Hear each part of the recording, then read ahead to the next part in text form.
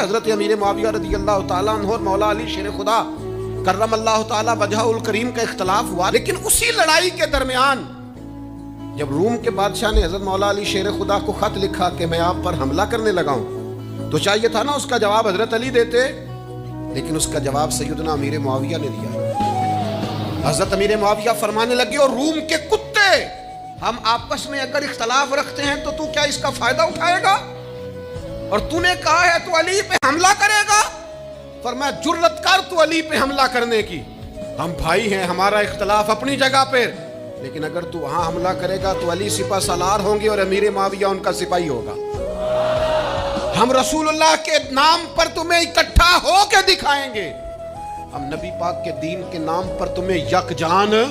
ہو کے دکھائیں گے، ہم یہ سبق دنیا کو بتائیں گے کہ خاص ہے ترکیب میں قوم رسول ہاشمی۔